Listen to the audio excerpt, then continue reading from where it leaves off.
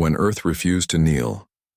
The decision stands without opposition, High Counselor Vextra declared, lifting her 6 limbs in ritual celebration. The primitive inhabitants of the third planet, called humans, will now be marked as Level 7 labor assets. From my observation post, I witnessed the galactic chamber explode with joyful sounds, clicks, whistles, and thundering cheers. 73 different peoples, representing the galaxy's greatest powers, had reached complete agreement. Such unity was rarer than finding a friendly neutron star. I'm Zultan Cricggs, lead expert in alien cultures for the Assembly's Integration Office. 20 solar years I'd spent watching humans from hidden platforms above their world. Right then, I was the single person in that massive hall who felt complete terror. "High Counselor," I shouted, barely heard above the noise. The sound system finally caught my words. "High Counselor Vextra, I need to speak to everyone here." Vextra's eye stalk turned toward me, her pupils narrowing with irritation. "The Council has already decided, Observer Cricggs. This matter is finished. But my recent findings weren't even reviewed," she cut me off. "Your unusual attachment to these creatures has been documented and grows tiresome." Mocking laughter filled the room. My shell turned color with shame. "With all respect, Counselor," I pressed on, "treating humans as simple workers could lead to disaster. They have traits our normal evaluation systems completely miss." Vextra made a dismissive wave with her limbs, like their basic nuclear bombs, their slow spaceships, their silly fights over random planet borders. More laughter followed. Admiral Cricggs of the Terran military stood to his full 3-meter height. "I've personally examined their combat strength. Their best weapons barely exceed chemical-age tools. One Sarin warship could eliminate their entire orbital defense in under 6 minutes. Exactly why they're ideal for Level 7, Trade Minister Borks added, his jelly-like body wiggling with pleasure. "Strong enough for hard work, smart enough to follow orders but completely unable to fight back. The profit estimates are amazing." I left my podium, breaking rules that made everyone gasp. "You're making a horrible error," I said, keeping my voice calm despite my racing heart. "Humans aren't just another weak species to exploit. They're fundamentally different." "Different in what way?" Vextra asked with obvious mockery. "They adapt in ways we've never seen before. They grow stronger through hardship and obstacles. Most, worrying of all when threatened, they respond with unexpected brilliance and brutality." Scientist Supreme Yalvi, a creature made of thinking gas held inside a special suit, floated forward. "Observer Cricggs overstates things. Our behavioral predictions show a 94% chance they'll completely give up within 1 cycle of meeting us. The remaining 6% represent scattered rebellion easily handled through standard control methods." My anger peaked. "Your predictions are wrong. They ignore how unpredictable humans are. These beings went from their first airplane to walking on their moon in less than 70 years. They've survived multiple near extinctions through pure stubborn will." "Enough," Vextra's voice echoed through the chamber. "The Council has voted. Plans for meeting them and taking their resources start now. Observer Cricggs, you're fired and will go home while we decide your future." Her final tone left no room to argue. I watched helplessly as the Assembly discussed details. Which companies would get human workers, which parts of Earth would be harvested first, how the expected resistance would be crushed. As I collected my files, Admiral Cricggs walked over, his huge form blocking the light. "You truly seem worried, Observer," he said, his mouth parts clicking quietly. "Maybe there's something about these humans that your reports don't show." I looked up, wondering if he might help or just doubt me. "Everything I've learned is in my reports, Admiral. Everything the Assembly ignored." Cricggs' many eyes sparkled. "Well, I guess we'll discover who's correct soon. The contact fleet leaves tomorrow. 10 battle cruisers should handle a species that hasn't even united their own world." 10 battle cruisers, I said flatly. "That's your demonstration of strength." "More than plenty," he answered with confidence. "Why use extra resources?" I shook my head.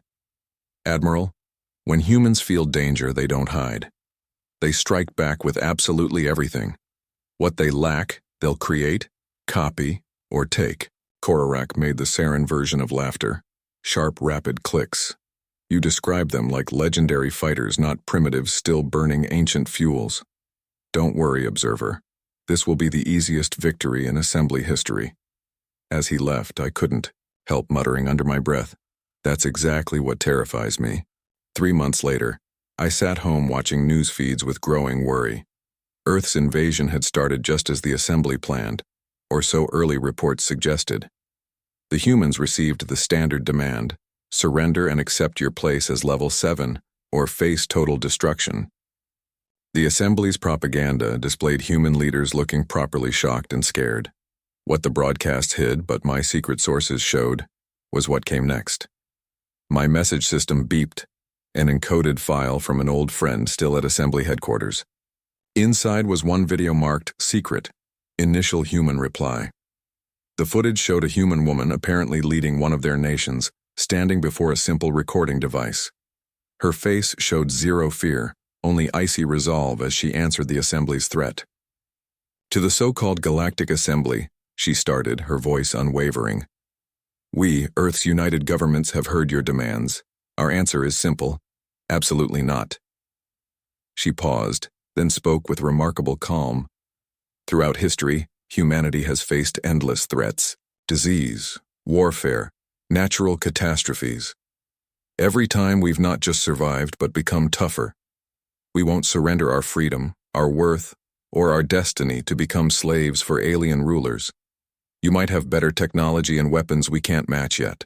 But if you force this war on us, understand this: we won't submit quietly, we won't be easily beaten. And if you continue, we'll use every resource, every brain, and every human effort toward your defeat. We offer another option instead: peaceful meeting, mutual honor, and partnership. The decision is yours. But decide carefully. Humanity has never tolerated bullies, no matter what planet they're from." The video stopped. I leaned back, feeling both proud and afraid. This was precisely what I'd warned about. Humans didn't react to threats like other species. They came together and fought back with frightening determination. My system beeped again. Another alert. Saren battlecruiser Valaris Thunder destroyed. Impossible. Our battlecruisers were virtually unbreakable by primitive standards. I quickly accessed more secret channels, gathering every bit of information available. The picture emerged slowly, and it was stunning. The humans had somehow captured a scout ship that landed for initial surveys. Within days, mere days, they'd reverse-engineered enough technology to upgrade their primitive nuclear weapons with our phase-shifting abilities, making our shields worthless. Another alert. Emergency council meeting called. Human resistance far exceeds all estimates. I laughed bitterly. Obviously. I'd practically screamed this warning, but nobody listened. My home communication suddenly activated, showing Admiral Korarak's face. He looked far less sure than our last meeting. "Observer Cricggs," he addressed me, his mouth parts twitching nervously. "Your presence is needed at assembly headquarters right away. Transportation arranged." "Why?" I asked, though I already guessed. "Your knowledge of humans is suddenly highly wanted," he admitted reluctantly. "I understand," I replied, unable to hide my satisfaction. "And how's that easiest victory in history going?" Admiral Korarak's eyes darkened. "We've lost 3 battle cruisers and 17 support ships. The humans aren't following predicted patterns, they rarely do. The most disturbing development," Korarak continued, ignoring my smugness, "is they've somehow broken into our communication networks. They're broadcasting directly to every member world." That grabbed my attention. What are they telling them? They're offering forgiveness to any species that withdraws and recognizes Earth's independence. And they're sharing captured technology with less developed worlds previously denied assembly membership. I couldn't stop laughing. So they're not just fighting, they're tearing apart the entire foundation of galactic politics while doing it. That's perfectly human. "This isn't funny, observer," Korarak hissed. "The assembly is breaking apart. Half our member species are considering the human offer rather than honoring their war commitments." "Let me guess," I said. "The High Council wants me to help them understand humans enough to beat them." "Basically, yes," Korarak admitted. I stood, grabbing a few personal items. "I'll come to the assembly, but not to help enslave Earth." I'm going to push for immediate peace talks before humans decide that simply defeating us isn't enough. You can't seriously think they'd threaten the whole assembly. I looked at him with pity. Admiral, in 3 months since first contact, humans have copied our technology, neutralized our military edge, and started dividing our political unity. What do you imagine they'll accomplish in a year? In 10? As I prepared to leave, I picked up my original research paper from 20 years back. The title now felt like prophecy. Humanity, the sleeping giants of Sector 8. The assembly wanted slaves. Instead, they'd awakened something far more dangerous.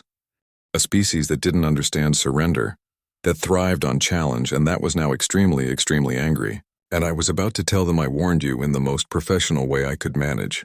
When I reached assembly headquarters, chaos ruled. Species that had lived peacefully for ages were now yelling accusations at each other.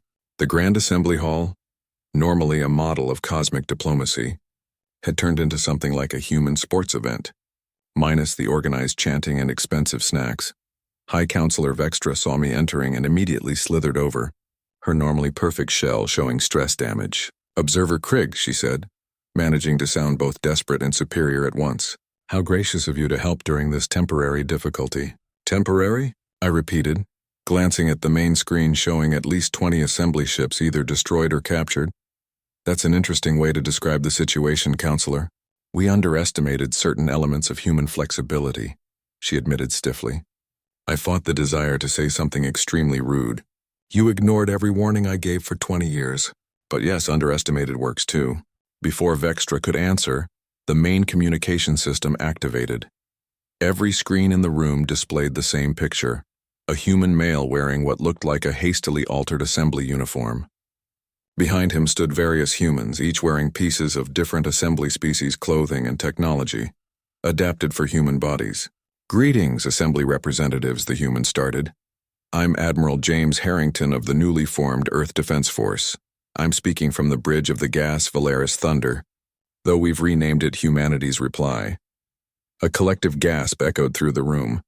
They hadn't just destroyed our battle cruiser, they'd captured it and were now flying it. "In the 97 days since your unprovoked attack on Earth," Harrington continued, "we've destroyed or captured 27 of your ships, adapted your technology for our use, and established diplomatic ties with 15 formerly conquered worlds that your assembly labeled as resource planets." He paused, letting that register. Even I was amazed by how fast humans advanced. "We now control significant portions of your network infrastructure, weapon platforms, and trade paths.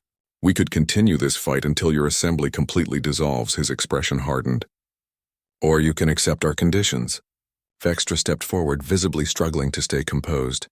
"And what conditions would those be, human?" "First, immediate recognition of Earth and all human settlements as a sovereign unified nation exempt from your ranking system. Second, payment for lives lost and damage caused during your invasion attempt.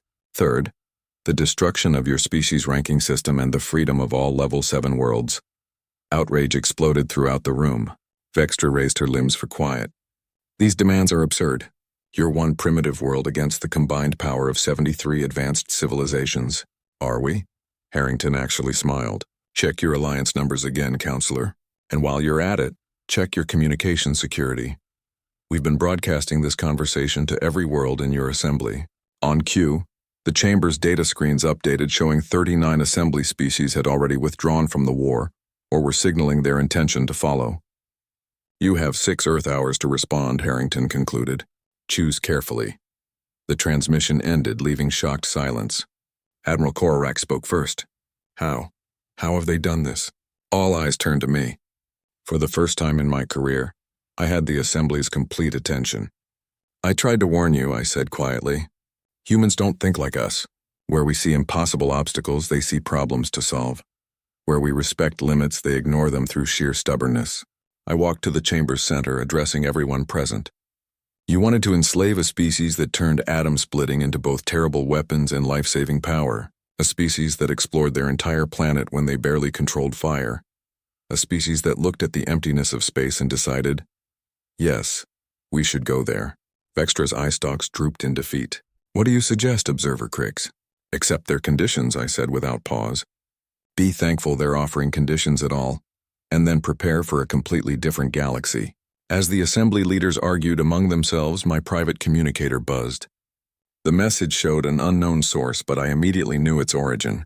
Thanks for trying to warn them, Observer Cricggs. We found your reports in the assembly database. Impressive understanding for someone who's never actually met a human. Would you like to? We could use someone who understands both sides. Admiral Harrington. I smiled to myself as the assembly continued its frantic debate. They wanted to enslave humanity. Now they'd be fortunate if humanity didn't decide to return the gesture. The galaxy was about to transform, and I, for one, welcomed it. I never expected to stand aboard a human ship. Yet here I was on the bridge of humanity's reply, formerly the pride of the Terran fleet. The change was remarkable. In mere weeks, humans had not only mastered the ship's systems, but improved them in ways that would have earned praise at any assembly engineering conference. Observer Cricggs, welcome aboard, Admiral Harrington greeted, extending his hand in their traditional gesture of peaceful meeting. I extended my primary limb in response, attempting to copy the handshake as they named it. Thank you for the invitation, Admiral.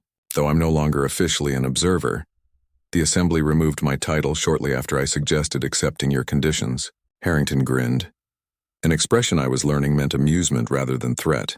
Their loss, our gain. We've prepared quarters for you in what used to be the executive officer's cabin. I hope you'll find it suitable. A younger human female approached carrying modified assembly communication technology.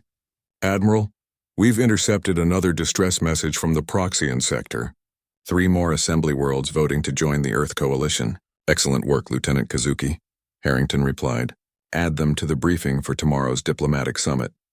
I couldn't help but marvel at how quickly humans formed partnerships.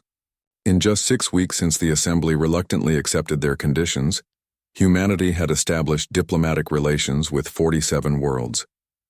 Many were former Level 7 planets seeking protection from assembly revenge, but an increasing number were full assembly members hedging their chances on the new power in the galaxy.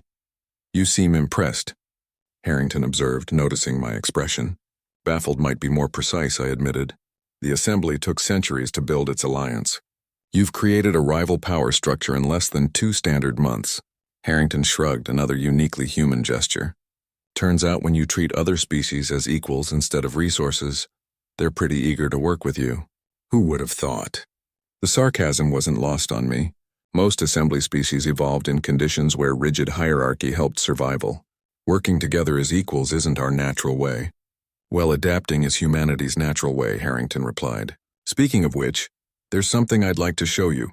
He led me through corridors that had been redesigned to fit human proportions, while still allowing access for various alien body types. Crew members of at least 6 different species worked beside humans, all wearing versions of the new Earth Coalition uniform. We entered what had once been the battlecruiser's backup command center. It had been transformed into something humans called mission control, a hub of screens, holographic displays, and busy activity. This is Dr. Layla Patel, head of our reverse engineering division. Harrington introduced me to a human female with dark skin and sharp eyes. Observer Cricggs, your studies on alien cultures were crucial in helping us understand assembly thinking, she said enthusiastically. Particularly your work on comparing mental frameworks across species with different evolutionary backgrounds. You've read my academic papers? I asked, astonished. Of course. We downloaded the entire assembly knowledge database during the first week of the war. Your insights helped us develop our diplomatic strategy. Before I could process this disturbing news about their infiltration of our most secure systems, Dr. Patel gestured toward the main display. We wanted to show you Project Phoenix, she said proudly. The screen showed what appeared to be a massive building project in Earth's orbit. Hundreds of ships, some human-designed, some clearly converted assembly vessels, moved in organized patterns around a central structure spanning several kilometers. What am I looking at? I asked. The first Earth Defense Fleet carrier, Harrington explained. We've combined assembly phase drive technology with our own propulsion theories to create something new. Dr. Patel, show him the drive test. Dr. Patel tapped several commands into her console. The display shifted to show a smaller ship in deep space. Without warning, the ship simply disappeared, reappearing instantly at a location the display indicated was several light-years away. That's impossible, I whispered. The theoretical limits of phase drive technology restrict jumps to a maximum of 0.7 light-years, without a cooling period. Only if you're using traditional phase matrices, Dr. Patel explained, her excitement clear. We discovered that by reversing the quantum field and introducing a modified Higgs boson cascade, we could effectively bypass the heat restrictions. You solved the Yarvik thermal paradox. Assembly scientists have been working on that challenge for 900 years. Harrington smiled. Dr. Patel solved it in 3 days. Once we grasped the basic principles, the solution was fairly straightforward. Straightforward, I repeated weakly. The real breakthrough came when we integrated our understanding of quantum entanglement. Dr. Patel continued. By linking multiple phase drives in a synchronized network, we can now transport ships of any size across distances limited only by our targeting abilities. My shell must have paled visibly because Harrington placed a comforting hand on my shoulder. We're not planning galactic conquest, Observer Cricggs, but after what happened, humanity unanimously agreed. Never again will we be vulnerable. The Phoenix carrier isn't a weapon of war. It's insurance against extinction. The Assembly won't see it that way, I cautioned. They'll view this as a life-threatening danger. Perhaps, Harrington acknowledged. But that brings us to why you're here.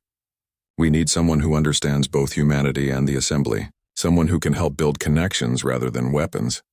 You want me as a diplomat? I asked incredulously. We want you as a teacher, Dr. Patel corrected, to help us understand the species we now share this galaxy with, and to help them understand us. Before I could respond, alarms blared throughout the ship. Lieutenant Kazuki's voice came over the communication system. Admiral, to the bridge immediately.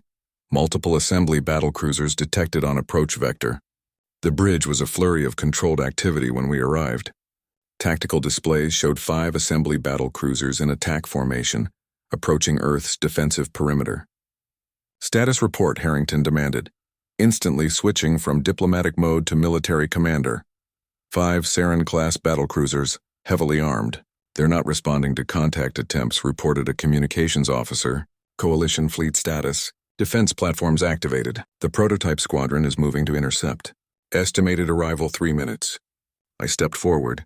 Admiral, those are purification fleet ships. They're designed for planetary bombardment. Harrington's expression darkened. They wouldn't dare. The Assembly Council wouldn't, I agreed. But that's not an official Assembly formation. Look at their identification markers. They're running dark. This is an unauthorized action. By whom? If I had to guess, Admiral Kororak. He lost significant reputation when his predictions about human military strength proved catastrophically wrong. This would be his attempt to restore honor. Harrington processed this information with remarkable speed. Lieutenant Kazuki, open a direct channel to those ships. Transmit on all frequencies, including the private Saren military bands. The private bands are encrypted, I pointed out. Harrington gave me a look that somehow conveyed both amusement and fierceness. Not to us, they aren't. The main view screen activated, showing the bridge of the lead battlecruiser. Admiral Kororak's massive form dominated the center. Admiral Kororak, Harrington greeted calmly. You're violating the terms of the peace agreement. Turn your ships around immediately. Kororak's mouth parts clicked in what I recognized as contemptuous laughter. Peace agreement. You dictated conditions to the Assembly through force and deception. Your technological advances were an unacceptable anomaly that must be corrected. This isn't an official Assembly action, is it? Harrington pressed. You're acting without authorization. Kororak's many eyes flashed angrily. I act to preserve galactic order. When the Assembly learns I've eliminated the human threat, they'll thank me. And the treaty? Treaties with inferior species aren't worth the molecules they're recorded on. Kororak snarled. A level 7 species exists to serve, not to dictate conditions. I stepped into view of the transmission. Admiral Kororak, as a fellow Assembly citizen, I urge you to reconsider this action. You cannot possibly understand the consequences. Kororak's eyes narrowed when he saw me. Observer Cricggs, you've become a traitor to your own kind, associating with primitives against the interests of the Assembly. The Assembly's interests aren't served by provoking a species that has already demonstrated technological superiority, I argued. Technological trickery, Kororak dismissed. We've analyzed their capabilities extensively. Their advantage was merely the element of surprise which they no longer possess. Our shields have been recalibrated. Their weapons will no longer work. Harrington nodded to his tactical officer, who transmitted something to Kororak's ship. We've just sent you sensor readings of our defensive capabilities. Please review them before you make a terrible mistake. Korarak glanced at something off-screen, his many eyes widening momentarily before he controlled his expression. Sensor ghosts and falsified readings. You cannot deceive me. Final warning, Admiral Harrington said quietly. Withdraw your ships or we'll be forced to demonstrate that those readings are entirely accurate. Korarak made the Saren gesture of battle commitment, touching his primary weapon limb to his honor gland. We will cleanse this system of the human infection. All ships advance and prepare bombardment pattern Sigma 9. The transmission cut off. Harrington looked at his tactical display, then at me. Observer Cricggs, I gave him every opportunity to withdraw. Please remember that. What are you going to do? I asked, suddenly fearful. Harrington's expression was grim. Lieutenant Commander Ortiz, activate Defense Protocol Echo 7. Minimal force parameters. We want to disable, not destroy. Aye, Admiral. Echo 7 authorized. Minimal force parameters confirmed. What happened next still haunts my dreams. From Earth's orbit, 5 small objects barely visible on the tactical display launched toward the advancing battlecruisers. They moved at speeds I wouldn't have believed possible, crossing the vast distance in seconds. On the main screen, we watched as the objects approached Korarak's ships. There were no explosions, no visible weapons fire. The battlecruisers simply stopped. Their engines died, their weapon systems went dark, and they began drifting helplessly in space. What did you do? I whispered. Targeted electromagnetic pulse combined with a localized phase space disruption, Dr. Patel explained, checking readings on her tablet. We temporarily collapsed the quantum field supporting their drive systems and introduced a cascading failure in their power distribution networks. That shouldn't be possible, I stammered. Yet here we are, Harrington said quietly. Re-establish communication with Admiral Korarak's ship. When the screen activated again, the Saren battlecruiser's bridge was lit only by emergency lighting. Korarak looked shell-shocked, his shell pale with fear. Admiral Korarak, Harrington began, his voice firm but not boastful. Your ships have been disabled, not destroyed. We'll provide emergency power to maintain life support while you await retrieval by assembly authorities. Your weapons, engines, and communications beyond this channel are inoperative. Korarak's mouth parts trembled. How? Our shields were at maximum power. Our sensors detected no weapon launches. That's because, by your understanding, they weren't weapons, Harrington explained. Just as you once considered us not a threat. The Terran Admiral seemed to physically shrink. What do you want from us? Nothing. Rescue ships are already on their way from Earth. You and your crews will be detained until assembly representatives arrive to take custody of you for violating the peace treaty. And then, Harrington's expression softened slightly. And then we continue building a new relationship between our peoples, one based on mutual respect rather than dominance and subjugation.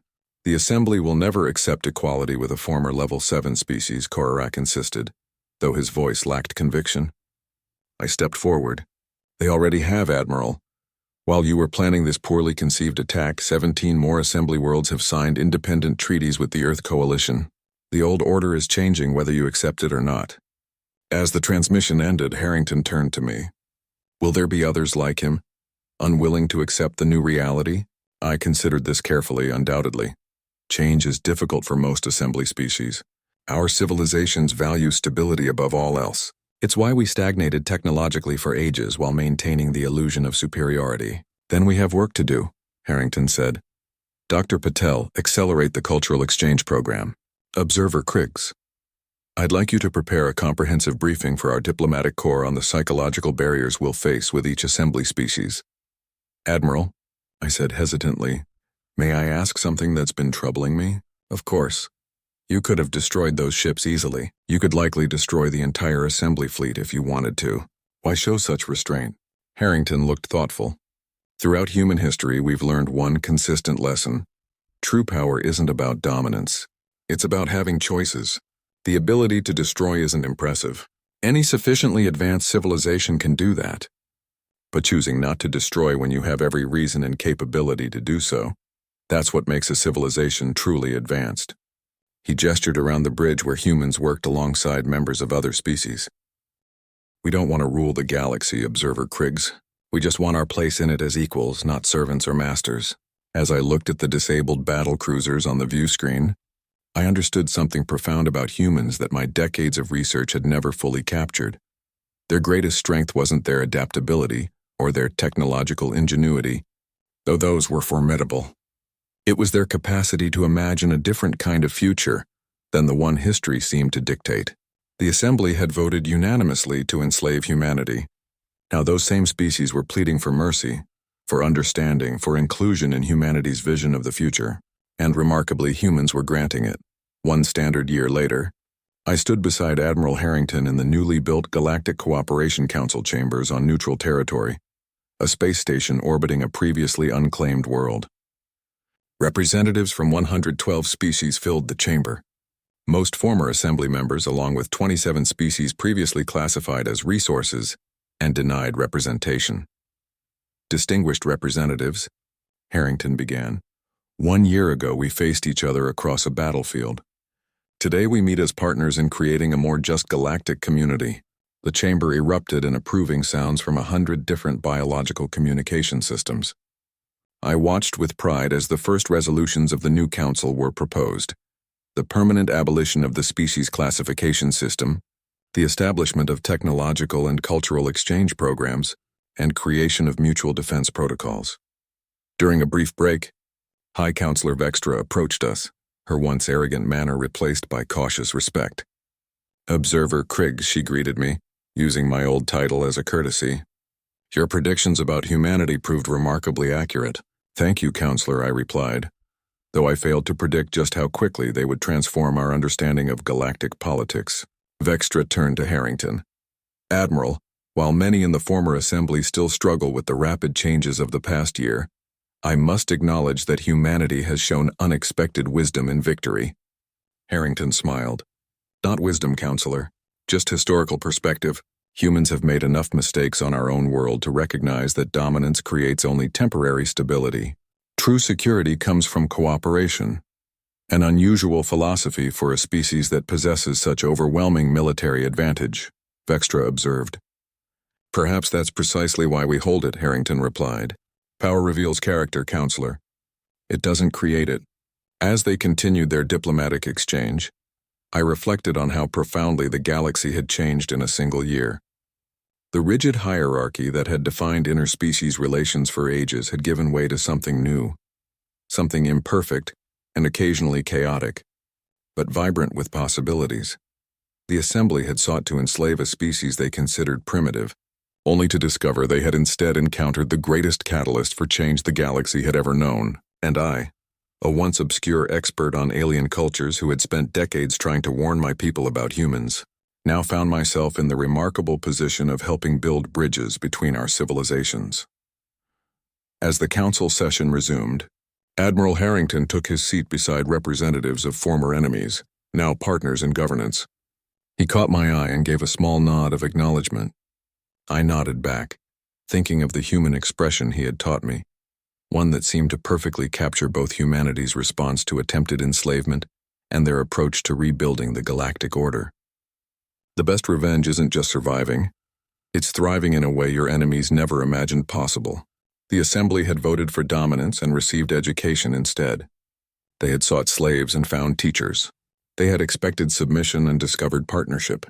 And the galaxy would never be the same again.